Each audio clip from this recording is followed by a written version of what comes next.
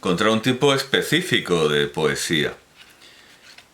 Sí, se me ha acabado la duración de la tarjeta. No sé si esta funcionará. Esto es bastante experimental.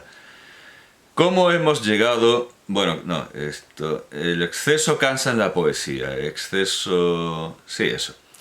¿Cómo hemos llegado a este grado de exceso? Cuando un hombre se expresa en forma natural, es decir, en prosa, su habla abarca una gama infinita de elementos que reflejan su naturaleza entera.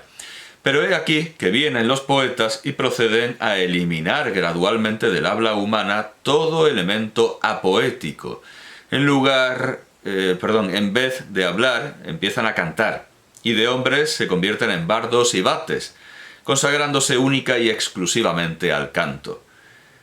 Cuando un trabajo semejante de depuración y eliminación se mantiene durante siglos, llégase a una síntesis tan perfecta que no quedan más que unas pocas notas y la monotonía tiene que invadir forzosamente el campo del mejor poeta. El estilo se deshumaniza. El poeta no toma como punto de partida la sensibilidad del hombre común, sino la de otro poeta, una sensibilidad profesional. Y entre los profesionales se crea un lenguaje tan inaccesible como los otros dialectos técnicos, y subiendo unos sobre los hombros de otros, forman una pirámide cuya punta ya se pierde en el cielo, mientras nosotros nos quedamos abajo algo confundidos. Pero lo más importante es que todos ellos se vuelven esclavos de su instrumento, porque esa forma es ya tan rígida y precisa, sagrada y consagrada, que deja de ser un medio de expresión, y podemos definir al poeta profesional como un ser que no se puede expresar a sí mismo porque tiene que expresar los versos. Por más que se diga que el arte es una especie de clave, que el arte de la poesía consiste precisamente en lograr una infinidad de matices con pocos elementos, tales y parecidos argumentos no ocultarán el primordial fenómeno de que con la máquina del verbo poético ha ocurrido lo mismo que con todas las demás máquinas, pues en vez de servir a su dueño, se ha convertido en un fin en sí. Y, francamente, una reacción contra ese estado de cosas parece aún más justificada aquí que en otros campos, porque aquí estamos en el terreno del humanismo par excellence. Existen dos formas de humanismo básicas y diametralmente opuestas. Una que podríamos llamar religiosa, que coloca al hombre de rodillas ante la obra cultural de la humanidad, y otra laica, que trata de recuperar la soberanía del hombre frente a sus dioses y sus musas. El abuso de cualquiera de estas formas tiene que provocar una reacción, y es cierto que una reacción así contra la poesía sería hoy totalmente justificada, porque de vez en cuando hay que parar por un momento la producción cultural para ver si lo que producimos tiene todavía alguna vinculación con nosotros. Es curioso que en español use un término tan espantoso como producción cultural, teniendo la lengua virgen y pudiendo hacer con ella lo que dirija a hablar de producción cultural, como si esto fuera una fábrica. Posiblemente los que han tenido la oportunidad de leer algún texto artístico mío se sentirán extrañados por lo que digo, ya que soy en apariencia un autor típicamente moderno, difícil, complicado y aun a veces, quién sabe, aburrido.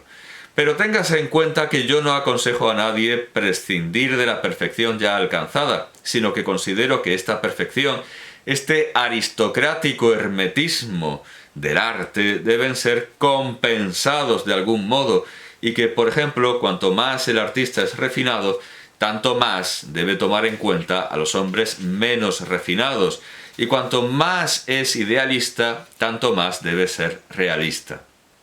Este equilibrio a base de compensaciones y antinomias es el fundamento de todo buen estilo. Más en los poemas no lo encontramos.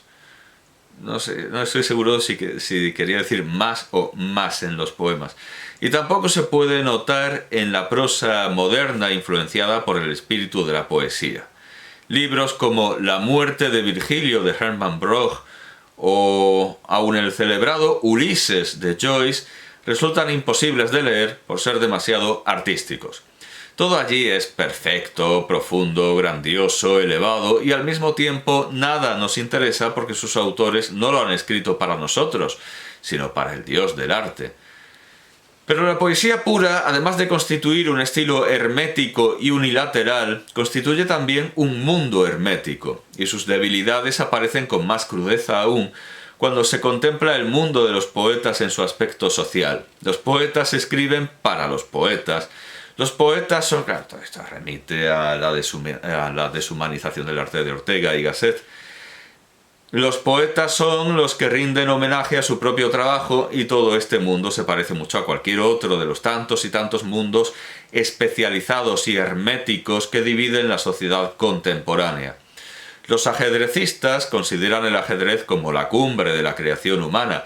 Tienen sus jerarquías y hablan de Capablanca como los poetas hablan de Mallarmé, y mutuamente se rinden todos los honores. Pero el ajedrez es un juego, mientras que la poesía es algo más serio, y lo que resulta simpático en los ajedrecistas, en los poetas es signo de una mezquindad imperdonable. La primera consecuencia del aislamiento social de los poetas es que en el mundo poético todo se hincha, y aun los creadores mediocres... Sí, está mal editado, porque dice... Y aun los creadores mediocres llegan a adquirir dimensiones apocalípticas, y por el mismo motivo los problemas de poca monta cobran una trascendencia que asusta. Hace tiempo hubo entre los poetas una gran polémica sobre la famosa cuestión de las asonancias, y parecía que la suerte del universo dependía del hecho de si es posible rimar espesura y susurran. Es lo que sucede cuando el espíritu gremial domina al universal. La segunda consecuencia es aún más desagradable. El poeta no sabe defenderse de sus enemigos, y así vemos como en el terreno personal y social se pone en evidencia la misma estrechez de estilo que hemos mencionado más arriba.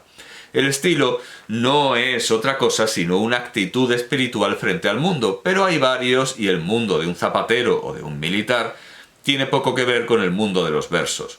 Como los poetas viven entre ellos y entre ellos forman su estilo, eludiendo todo contacto con ambientes distintos, quedan dolorosamente indefensos frente a los que no comparten sus credos. Lo único que son capaces de hacer cuando se ven atacados es afirmar que la poesía es un don de los dioses, indignarse contra el profano o lamentarse por la barbarie de nuestros tiempos, lo que, por cierto, resulta bastante gratuito. El poeta se dirige solo a aquel que ya está compenetrado con la poesía, es decir, a uno que ya es poeta. Pero esto es como si un cura endilgara su sermón a otro cura. ¿Cuánta más importancia tiene, sin embargo, para nuestra formación, el enemigo que el amigo? Solo frente al enemigo podemos verificar plenamente nuestra razón de ser, y solo él nos procura la clave de nuestros puntos débiles y nos pone el sello de la universalidad. ¿Por qué entonces los poetas huyen ante el choque salvador? Porque carecen de medios, de actitud, de estilo para afrontarlo. ¿Y por qué les faltan estos medios? Porque eluden el choque. La siguiente sección es el bate y el ridículo. La más seria dificultad de orden personal y social que debe afrontar el poeta proviene de que él, considerándose superior como sacerdote de la poesía, se dirige a sus oyentes desde más arriba. Pero los oyentes no siempre reconocen su derecho a la superioridad y no quieren oírlo desde abajo. Cuanto más aumenta el número de personas que ponen en duda el valor de los poemas y faltan el respeto al culto, tanto más delicada y cercana al ridículo se vuelve la actitud del bate. Mas, por otra parte, crece también el número de los poetas, y a todos los excesos de la poesía ya enumerados hay que añadir el exceso de bardos y el exceso de versos.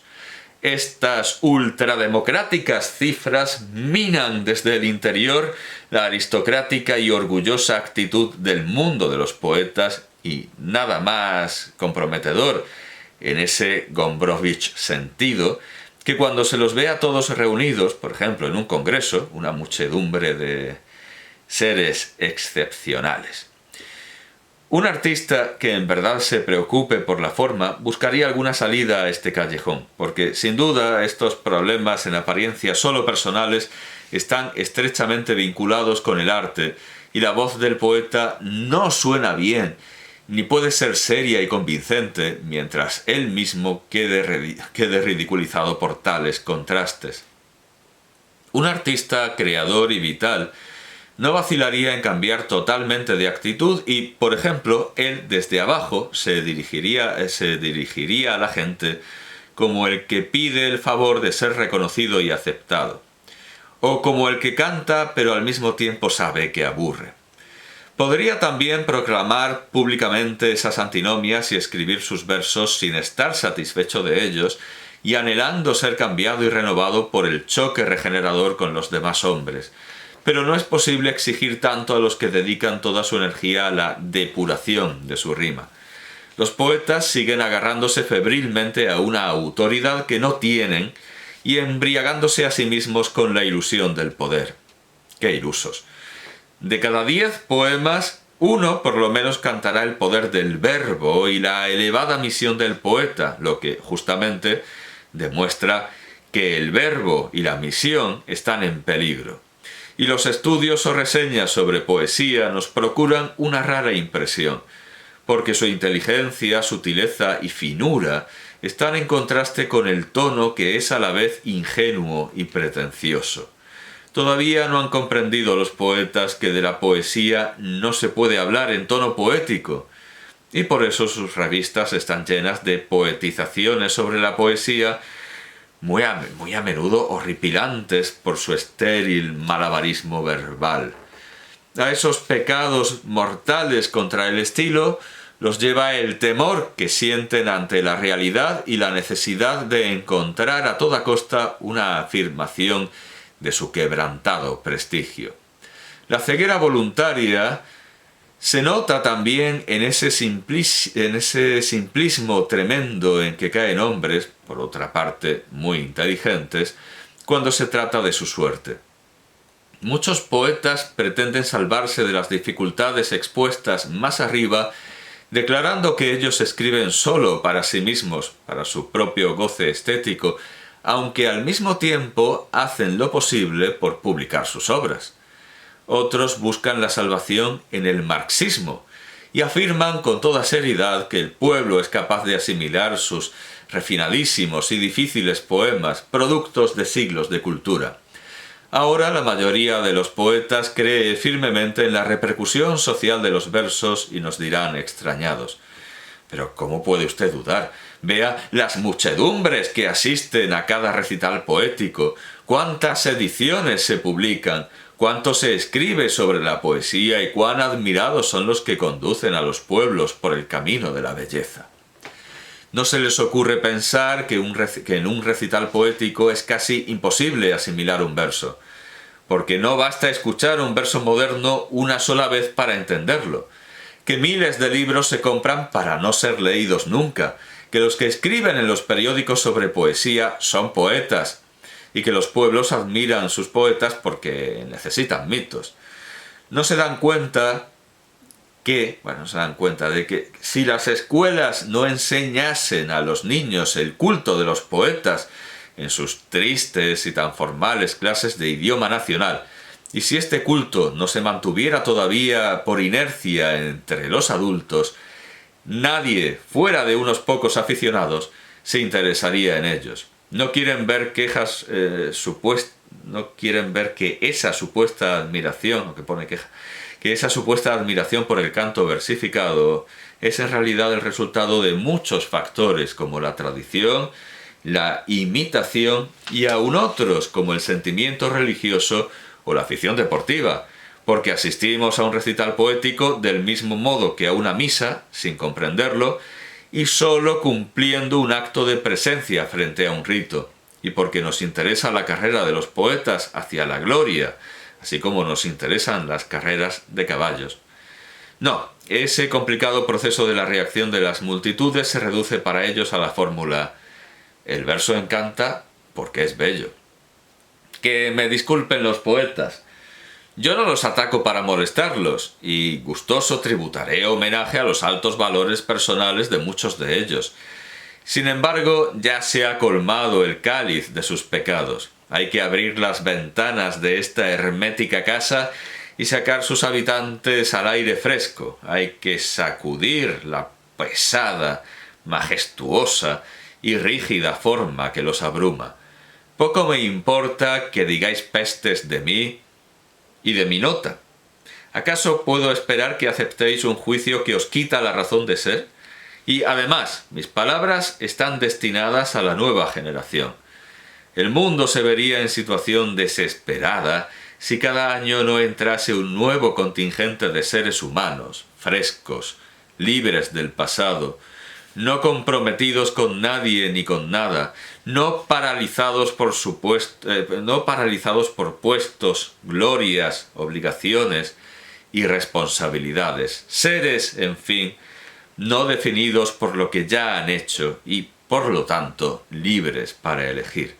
Naturalmente esto de alguna manera es una respuesta no solo a Borges y Pasolini, sino también al propio Nottebohm. Todo este libro, todo este volumen discute con textos específicos o con textos citados, traídos a colación. Todo este volumen discute esta invectiva de Gombrowicz contra la poesía, pero en realidad es más bien contra los poetas. Sí, es contra los poetas, pero en la traducción italiana la llaman contra la poesía. Bueno, todo el volumen discute esta conferencia y desde luego también está en manos de los lectores y los lectores que me escuchan enjuiciar a Gombrowicz.